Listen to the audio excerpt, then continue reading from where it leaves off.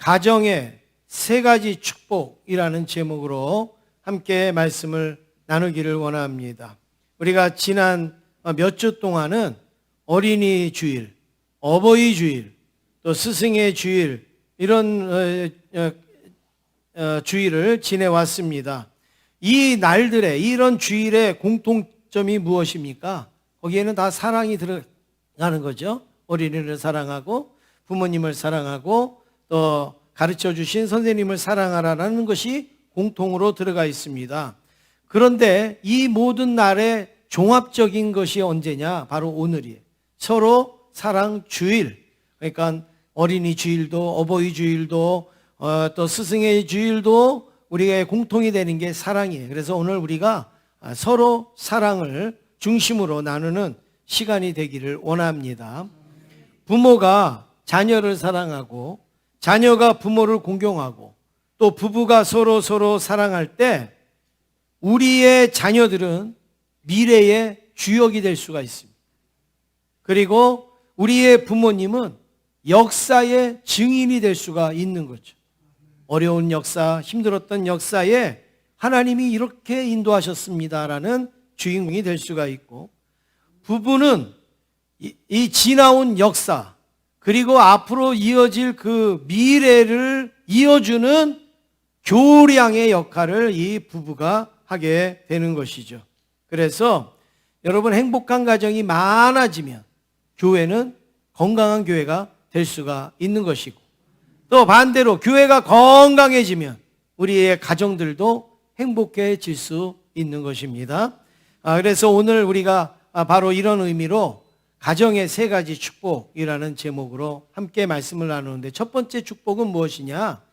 하나님을 바라보는 축복입니다. 하나님을 바라보는 축복. 어느 가정이든 크고 작은 문제들이 다 있습니다. 다른 가정을 보면 행복해 보여요. 다른 가정을 보면 문제가 없어 보여요. 다른 가정을 보면 괜찮아 보여요. 그런데 유독이 내 가정을 보고 우리 가정을 보면 참 문제도 많고 힘든 것도 많고 눈물 흘릴 일도 많은 것 같지만, 여러분이 엄밀히 말하면 모든 가정의 내면으로 들어가 보면 그 안에 문제들이 있습니다. 어려움도 있고 슬픔도 있고 힘든 일도 있지 않습니까? 그런데 이 문제들이 왜 일어나는가?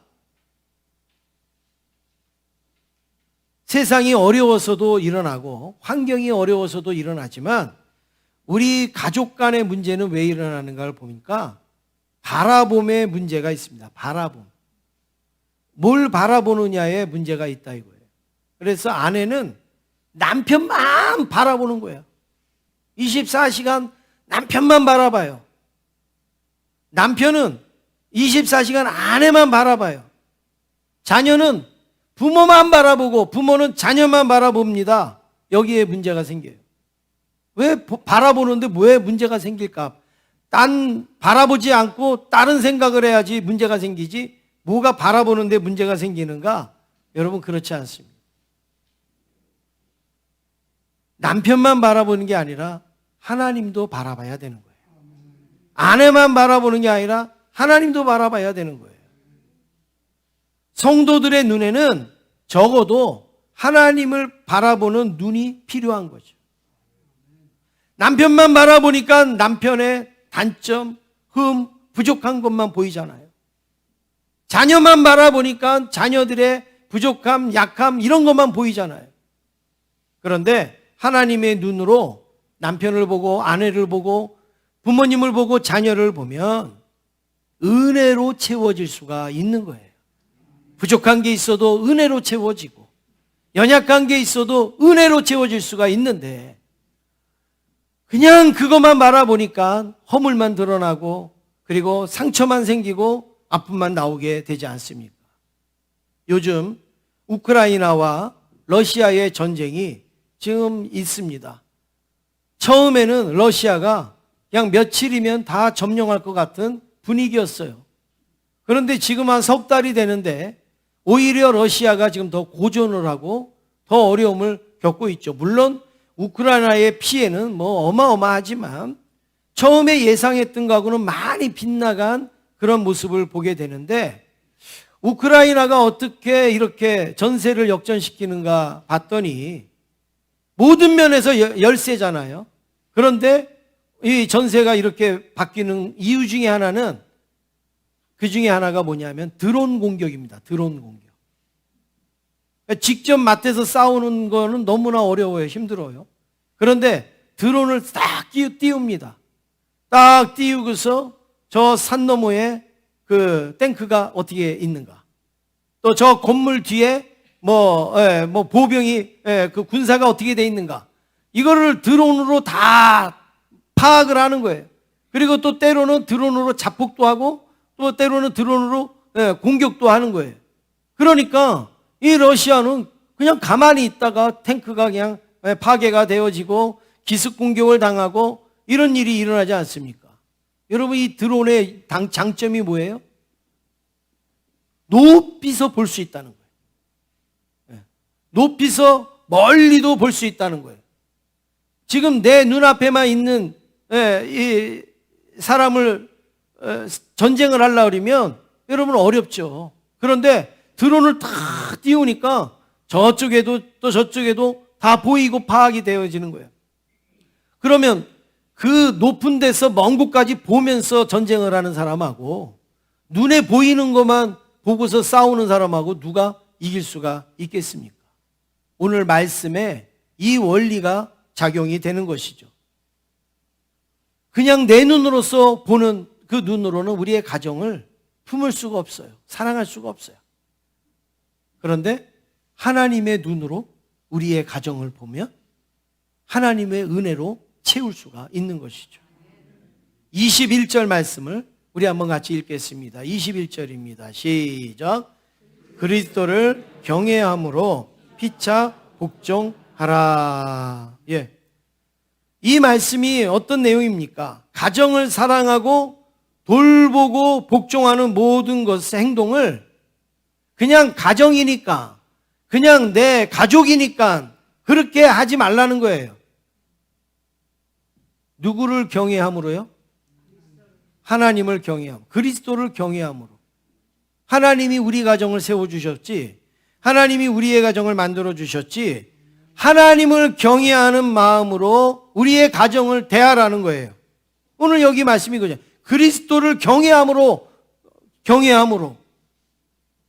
아무리 가족을 사랑해도 하나님 경외하는 마음으로 가정을 보지 못하면 사랑할 수가 있겠습니까? 무조건 가족이기에 사랑하는 것도 한계가 있지요. 하나님을 경외하기 때문에 아내가 좀 부족해도 사랑하고, 하나님을 경외하기 때문에 남편도 자녀도 부모도 다 품을 수가 있는 것입니다. 하나님을 바라봄으로 사랑하면 가족의 실수도 부족함도 연약함도 실수도 실망도 우리는 품을 수가 있지 않겠습니까? 마찬가지입니다.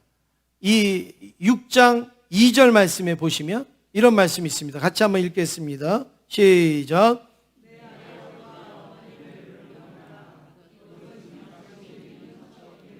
예, 아버지와 어머니를 뭐 하라고요? 공경하라. 이거는 교회를 안 다니고 예수를 안 믿어도 다 아는 내용이에요. 다 하고 있어요. 그런데 더 중요한 것은 아버지와 어머니를 공경하는데 이게 뭐냐면 약속이 있는 뭐라고요? 첫 계명이다. 첫 계명이다. 그러면 여러분, 이 약속이 있는 첫 계명은 누구의 계명이에요? 누가 주신 계명이에요? 하나님이 주신 계명이에요. 맞습니다. 그러면 하나님이 누구에게 주신 계명입니까? 우리 사람에게 주신 계명이에요. 그러면 이 계명은 뭐예요? 하나님과 우리가 약속한 거예요. 약속한 거예요. 네, 약속한 거예요.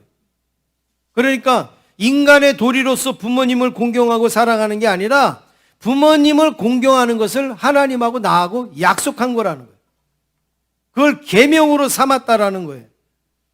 그러니까 내가 부모님 못마땅해요. 부모님 공경하기 싫어요. 그래도 하나님과의 약속 때문에 공경하라는 거예요. 하나님의 계명이기 때문에 공경을 하라. 우리 부모님 한번 같이 살아보세요. 공경하게 되나? 우리 부모님 한번 대해보세요. 공경할 수 있는가? 그래도 누구와의 약속 때문에요? 하나님과의 약속 때문에 공경해야 되는 것이죠. 사람을 보고는 할 수 없을 수 있어요. 사람을 보고는 사랑할 수 없을 수 있어요. 그런데 하나님이 뭐라 그럽니까? 사람 보고 하지 말고 나하고의 약속으로 해라. 하나님과의 약속으로 하라고 말씀하고 있습니다. 그러면 누가 축복하시는가? 하나님이 축복으로 채워주신다라는 거죠. 너 나하고 약속 때문에 부모님을 공경했지? 내가 너를 축복해 줄게. 너 나하고의 약속으로 자녀를 돌봤지? 내가 너를 축복해 줄게. 하나님께서 그렇게 해주신다라는 거죠. 여러분, 그렇습니다. 이것을 아주 가족을 가족으로 보지 아니하고 하나님의 눈으로 본 대표적인 인물이 성경에 있어요. 정말 인간의 눈으로 보면 쳐다도 보기 싫고 말도 하기 싫고 어떻게 보면 더 나쁘게 하고 싶은데 하나님의 눈으로 바라본 대표적인 사람이 있어요. 창세기 50장 20절 말씀 우리 한번 같이 읽겠습니다. 시작. 당신들은 나를 해하려 하였으나 하나님은 그것을 선으로 바꾸사 오늘과 같이 많은 백성의 생명을 구원하게 하시려 하셨나니. 지금 이게 누구의 고백이에요? 요셉. 누구를 향한 고백이에요? 형들을 향한 고백이에요. 이 말이 사실이잖아요. 당신들은 나를 어떻게 하려고 했어요? 해하려고 했어요. 못되게 행했다 이거예요. 나쁘게 행했다. 어떻게 형이 나를 해하려고 합니까? 어떻게 형이 나를 해치려고 합니까? 여러분, 이게 인간의 마음으로 이게 용납이 돼요? 인간의 마음으로 이게 받아들여집니까? 네? 나를 해하려고 했는데. 근데 요셉은 뭐라고 얘기합니까? 하나님은 그것을 뭘로 바꾸셨어요? 선으로 바꾸사. 지금 요셉은 형들을 보고 있습니까? 하나님을 보고 있습니까?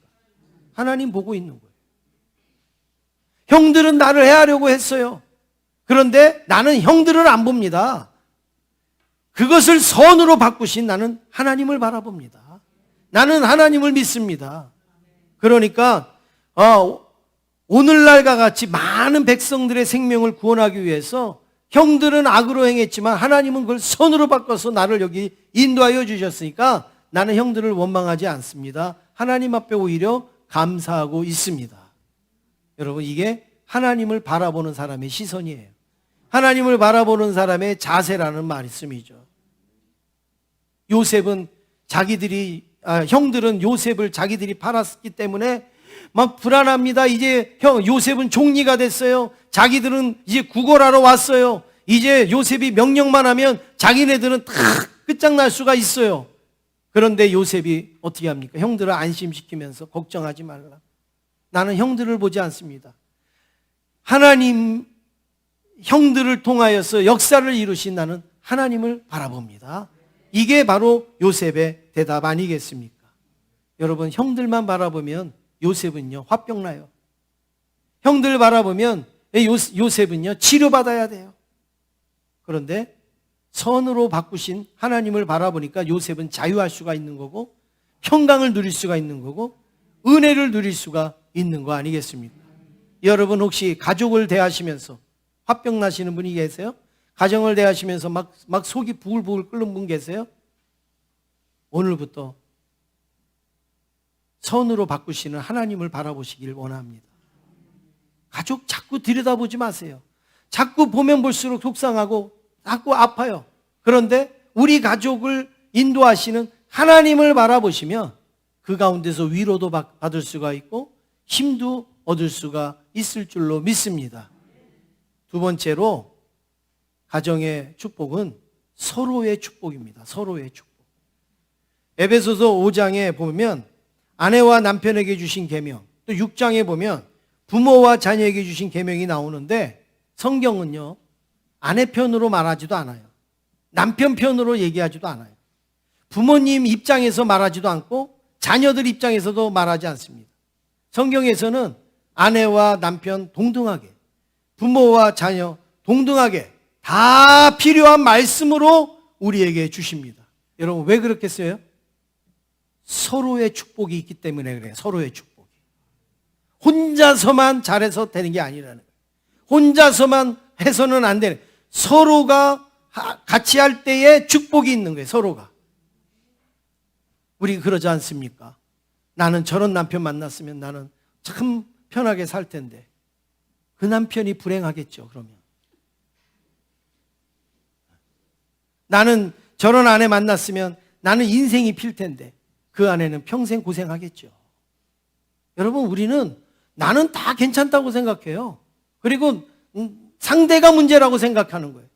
나는 저런 부모님만, 나는 이런 부모님 안 만났으면 내 인생은 활짝 폈을 텐데. 여러분, 안 그래요.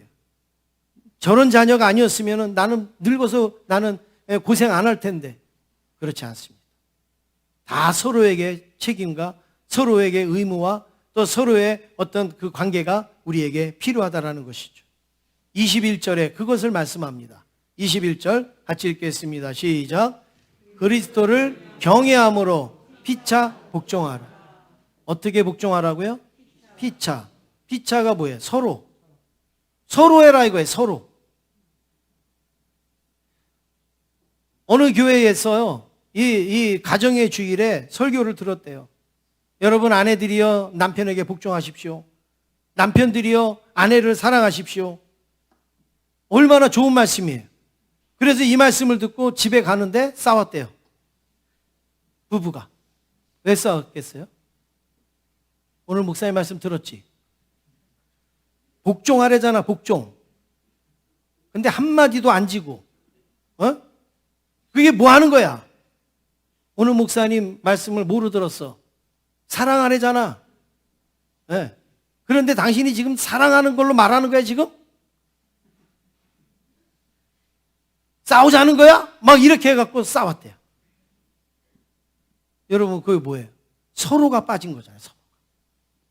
내가 복종하고 상대가 사랑하고 이렇게 돼야 되잖아요. 그런데 나는 안 하고 상대에게만 얘기하는 거예요. 상대에게만. 복종해라. 사랑해라. 근데 오늘 여기에 뭐라고 말씀합니까? 피차. 내가 할 것도 하고 상대가 할 것도 하고 피차해라. 피차. 서로 노력이 필요한 겁니다. 나도 노력해야 되고 상대도 노력해야 돼요.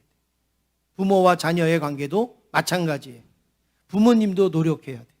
그리고 자녀들도 노력해야 돼요.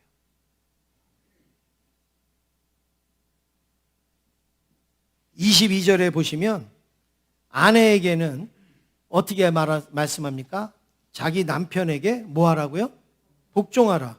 또 25절에는 남편에게 아내를 뭐 하라고요? 사랑하라.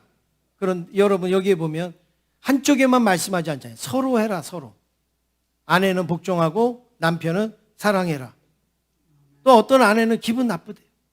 왜 우리는 복종하라 그러고 남편은 그냥 사랑만 하라 그러고. 조금 이따 가면 그게 그거라는 걸 제가 알려드리겠습니다. 오늘 부모와 자녀도 마찬가지입니다. 6장 1절에 보니까 자녀에게는 부모에게 뭐 하라고요? 순종해라. 부모에게 순종해라. 그리고 4절에 보니까 아비에게는 자녀를 뭐 하지 말라고요? 노엽게 하지 말고 말씀으로 잘 양육하라. 이렇게 명령하십니다. 여러분 여기에 놀라운 비밀이 있습니다. 가정은 어느 한쪽만 잘해서 되는 게 아니라 피차 서로 힘써야 돼요. 피차. 아비도 힘써야 되고 자녀도 힘써야 되고 부부도 힘써야 돼요. 그 대표적인 예를 하나 말씀드리겠습니다. 창세기 2장에 보면 아담과 하와가 나옵니다. 아시죠 다? 아담과 하와가 나오는데 아담이 혼자 있는 게 안타까워서 하나님이 누굴 만들어 주시죠? 하와를 만들어 주세요.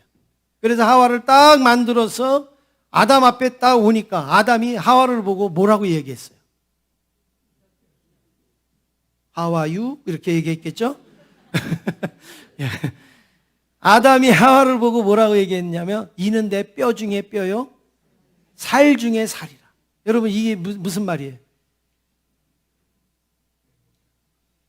조금 우리가 알기 듣기 쉬운 말로 좋아 죽겠다는 거죠. 이는 내 뼈 중에 뼈요 내 살 중에 살이라. 그냥 막 이거죠. 그냥 내 몸이다 몸. 이런 얼마나 좋으면 막 내 뼈 중에 뼈요 내 살 중에 살이라. 그런데 하와가 선악과를 줘가지고 아담이 먹고 눈이 밝아졌어요. 그리고서 죄도 알게 되어지고 하나님이 아담아 아담아 부르니까 막 숨어가지고 하나님 나 숨었습니다. 창피합니다. 막 이렇게 말을 할 때 하나님이 야 네가 왜 그렇게 됐느냐? 너 왜 선악과 왜 따먹었어? 먹지 말라는데 그거 왜 먹었어? 그랬더니 아담이 뭐라고 얘기합니까? 하나님이 주신 저 여자가. 그 여자가 누구예요? 내 뼈 중에 뼈요? 살 중에 살이라고 했던 하와. 그 하와를 이제는 뭐라고 얘기하면 하나님이 주신 저 여자가 나에게 그걸 줘서 먹었습니다. 여러분, 이제 저 여자가 되면은 안 되는 거죠. 뭐가 되겠습니까? 처음에는 내 뼈 중에 뼈요, 살 중에 하나라고 그랬잖아요. 하나라고.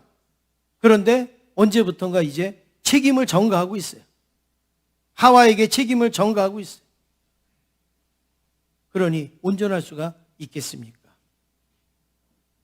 내 남편도 내 아내도 내 자녀도 내 부모도 내가 책임지고 내가 사랑해야 할 대상이라는 것을 기억하시길 바랍니다. 나는 잘하는데 하는 태도는 올바르지 못합니다. 내가 서로 품고 서로 안고 서로 도와줘야 돼. 그래야 가정이 축복될 수가 있습니다. 아주 1995년에 아주 신기한 일이 일어났습니다. 그 미국의 한 병원에서 아이가 태어났는데 쌍둥이 여자아이 쌍둥이가 태어났어요. 여자아이 쌍둥이 둘이 딱 태어났는데 큰 아이는 건강하게 태어났는데 작은 아이는 이 심장이 약한 거예요. 막 뛰다가 안 뛰다가 막 이게 지금 어려운 거예요. 지금 살 수 있을지도 모르는 거예요. 그러니까 막 병원이 비상이 걸려가지고 이 아이를 살려야 되는데 방법이 없는 거예요. 심장이 제대로 안 뛰는데 어떻게 합니까? 그래서 야 이제 이러다가는 이 아이가 죽는데 근데 한 간호사가 이런 제안을 합니다. 우리 이 아이가 둘이 뱃속에서 같이 있었는데 지금 혼자 이렇게 따로 떨어져 있으니까 또 그래서 힘들 수도 있다고. 그러니까 우리 인큐베이터에다가 같이 넣으면 어떻습니까? 근데 이게 의료법에서는 불법이래요. 이렇게 하면 안 된대요. 같이 한 아이는 하나에다 둬야지 같이 이렇게 넣으면 안 된대요. 그런데 어떻게 합니까? 죽어가니까 그러면 이 방법이라도 한번 해보자. 그래서 그 같은 인큐베이터에다가 이 아이를 딱 놓는데 여러분 조금 있다가 신기한 놀라운 일이 일어났다. 언니가 이 동생을 싹 끌어안더래. 조금 있으니까 언니가 동생을 싹 끌어안더래. 그런데 끌어안고 좀 있다 보니까 이 아이가 맥박이 돌아오고 심장이 정상으로 움직이고 그리고 체온이 올라가고 그러면서 이 아이가 점점 회복이 되더라고요. 동생이. 여러분 남의 아이니까 지금 이러고 있죠? 내 아이가 지금 그런다면 막 아멘이 막 나올 거예요. 그냥 심장이 막 돌아오고 체온이 막 정상으로 올라오고 그리고 막 혈액이 막 돌고 이러면서 이 아이가 건강해지더라. 그래가지고 계속 그렇게 했더니 며칠 지나서 정상으로 돌아오고 그리고 무럭무럭 자라고 그리고 건강하게 생활한다라는 것이 뉴스에 나왔어요. 언니가 이렇게 안아줬는데 언니가 이렇게 조금 품어줬는데 그 아이가 달라졌다는 거예요. 근데 제가 이거를 말로 여러분에게 설명해도 여러분이 감이 안 오잖아요. 그래서 혹시 이거 영상이 있나? 그리고 제가 막 찾았는데 없는데 영국에서 얼마 전에 이 비슷한 일이 일어났어요. 또. 그래서 이 사건은 아닙니다. 근데 이와 비슷한 거의 유사한 그 일이 일어났어요. 그 영국에 있는 그 병원에서 찍은 그 이제 뉴스에 나온 영상을 잠깐 여러분이 보시면 훨씬 더 생동감 있게 보실 수 있겠습니다. 보시겠습니다. 영국 에식스주에 사는 그레이브스 씨는 임신 28주 차였던 지난 7월 일란성 쌍둥이 형제를 출산했습니다. 형 오티스는 1.6kg으로 비교적 건강했지만 동생 체스터는 몸무게가 485g으로 생사가 불투명했습니다. 탯줄이 꼬여 영양분을 제대로 공급받지 못해 제대로 못 자란 건데 놀랍게도 얼마 전 형 오티스를 만난 이후로 조금씩 병세가 나아지기 시작했습니다. 태어난 이후 처음으로 얼굴을 마주한 거지만 체스터는 본능적으로 형을 알아본 것 같았다고 하는데요. 형을 물끄러미 바라보고 잠든 형의 손가락을 감아 쥐어 보기도 했습니다. 출생 후 다시 형과 만나 하루하루 힘을 내고 있는 체스터를 보며 엄마 그레이브스 씨는 뱃속에서부터 유대관계를 맺은 쌍둥이 형과의 포옹으로 체스터가 기적적인 생존 투쟁을 시작했다며 감격스러워했습니다. 네, 여러분, 저 동생이 혼자였으면 죽었겠죠. 그런데 형하고 서로 같이 있으니까 이렇게 힘을 얻게 되지 않습니까? 저 아이만 그런 게 아니라 오늘 우리도 서로의 축복이 필요한 것이죠. 서로의 은혜가 필요한 것입니다. 세 번째로 주 안에서의 축복입니다. 가정에는 뭐 사랑이 있어야 되겠죠. 그리고 뭐 복종도 해야 되겠죠. 순종도 해야 되겠죠. 근데 더 추가해야 될 게 하나가 있습니다. 그거는 주 안에서의 축복입니다. 주 안에서. 우리의 사랑이 어디서 해야 되느냐? 주 안에서. 우리의 복종이 어디에서 해야 되느냐? 주 안에서. 우리의 순종이 어디에서요? 주 안에서 순종해야 돼요. 여러분, 집에서 쓰시는 그 칼, 집에서 맛있게 요리할 때 쓰시는 칼은 뭐예요? 아주 귀해요. 아주 유익한 거예요. 근데 이게 집 안에 있을 때는 유익하지만 여러분 이 칼을 들고 바깥으로 나가면 어떻게 돼요? 흉기가 되는 거예요, 흉기가. 똑같은 칼인데 이게 집 안에 있으면 우리에게 아주 유용한 칼이에요. 근데 이 칼을 딱 들고 바깥으로 나가면 이거는 내 의도하고는 상관없이 흉기가 된단 말이에요, 흉기가. 아주 무서운 칼이 되는 거예요. 마찬가지입니다. 사랑도 주 안에 있어야지 아름다운 거예요. 순종도 주 안에서 있어야 아름다운 거예요. 주님 밖에서 너 복종해. 여러분 이러면 이게 흉기지. 이게 무슨 은혜겠어요. 그런데 주 안에서 내가 복종해야지. 주 안에서 내가 순종해야지. 그럴 때 그것은 은혜고 축복이라는 말씀입니다. 오늘 22절에 다시 가서 보시면 아내가 남편에게 복종할 때 그냥 복종하라고 그러지 않습니까? 하지 않습니다. 뭐라 그럽니까? 주께 하듯 해라. 주께. 그러니까 주 안에서 복종해라 이거예요. 주 안에서. 그리고 25절에 남편도 아내를 사랑하는데 그냥 무조건 사랑해라 그게 아니라 주께서 교회를 사랑하시듯 사랑해라. 주님이 교회를 얼마나 사랑하십니까? 그렇게 아내를 사랑해라. 그러니까 주 안에서 사랑해라. 얼굴 예뻐서 사랑하라는 게 아니에요. 돈 많이 벌어와서 사랑하라는 게 아니에요. 뭐예요? 주 안에서. 인간적으로는 사랑할 만한 것도 또 순종할 만한 것도 별로 안 보이지만 주 안에서. 부모와 자녀도 마찬가지예요. 6장 1절에 보면 자녀들이 부모를 순종할 때도 어떻게 해요? 주 안에서 순종하고. 그리고 부모도 자녀들을 양육할 때 어떻게 해요? 주의 교훈과 훈계로 하라 그랬어요. 그러니까 부모의 마음으로 교훈하면 안 돼요. 부모의 마음으로 훈계하면 안 돼요. 너 내가 놔줬는데 너 그거밖에 안 돼? 이렇게 하면 안 된단 말이에요. 하나님의 말씀과 하나님의 교훈으로 훈계하고 가르쳐야 되는 것이죠. 내가 하나님의 말씀에 순종하지 않아요? 내가 하나님의 말씀대로 살지 않아요? 그런데 자녀 보고 야, 너 하나님이 순종하라고 그랬잖아. 근데 너 왜 이렇게 살아? 그러면 그 자녀의 마음에 어떤 마음이 생길 것 같아요? 노여움이 생기는 거예요. 여러분 이게 노엽게 하지 말라 이거예요. 노엽게 하지 말라. 부모는 말씀대로 안 살면서 자녀들은 말씀대로 살라고 하면 여러분 자녀의 마음에 분노가 일어나는 거예요. 노여움이 일어나는 거예요. 내 의지와 내 마음으로 다 사랑하거나 복종할 수 없습니다. 어떻게 가능합니까? 주 안에서 가능한 것이죠. 주께서 사랑하셨듯이 사랑하고 주께서 복종하셨듯이 우리도 복종할 수 있는 것입니다. 따라서 우리도 주 안에서 순종하고 주 안에서 말씀으로 교훈할 수 있기를 원합니다. 남편이 부족할 수 있습니다. 아내가 부족할 수 있습니다. 부모도 자녀도 부족할 수 있습니다. 그런데 그때 우리에게 필요한 게 뭐예요? 주 안에서의 축복입니다. 빌립보서 1장 8절에 보니까 같이 한번 읽겠습니다. 시작. 내가 예수 그리스도의 심장으로 너희 무리를 얼마나 사모하는지 하나님이 내 증인이시니라. 바울이 빌립보 교인들을 사랑한다고 하는데 어떻게 사랑한다고요? 내 심장이 아니라 누구의 심장으로 사랑을 해요? 예수 그리스도의 심장으로. 왜 그럴까요? 내 심장으로 사랑하면 되는데 왜 예수 그리스도의 심장이라 그래요? 바울이요 자기 심장을 안 거예요. 자기의 심장은 이 많은 사람들을 다 사랑하기에 넉넉한 심장이 아니에요. 아주 조망 많았고 아주 옹졸하고 그냥 볼품없는 그런 심장.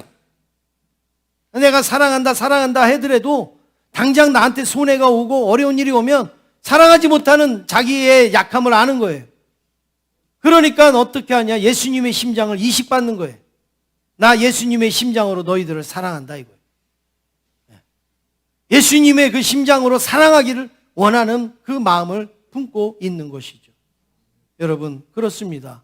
오늘 우리들도 바로 내 힘으로 내가 어떻게 내 가족을 다 사랑합니까? 주 안에서 예수님의 심장을 이식받아서 사랑할 수 있기를 주님의 이름으로 축원합니다. 가족은 사랑의 대상입니다. 그러나 하나님을 바라봄으로 여러분 더 완전한 사랑을 이루실 수 있기를 원합니다. 또 주 안에서 사랑하시고 서로 복종하고 피차의 사랑을 나눌 수 있기를 원합니다. 오늘 이 말씀을 종합적으로 우리에게 보여주시는 그 영상이 하나 있어요. 제가 이거를 말씀으로 표현해도 여러분 실감이 별로 안 와요. 그런데 정말 실감이 나는 영상. 정말 우리가 어떻게 하나님을 바라보고 어떻게 주 안에서 어떻게 서로에게 힘을 주고 사랑을 줄 수 있는가를 보여주는 영상을 이렇게 편집을 했습니다. 편집을 했으니까 짧게 한 1분 정도 되는데 여러분 한번 보시겠습니다. Also, so we have the athletes coming one after the other in finishing, but a great race as run there by this the man that has won for He cannot go again. He cannot go again. can roll to the finish. Legs give it up. Now he can barely cross the finish line.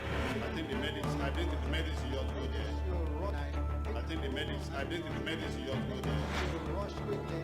Speed. That's the spirit. Crossing the finish line.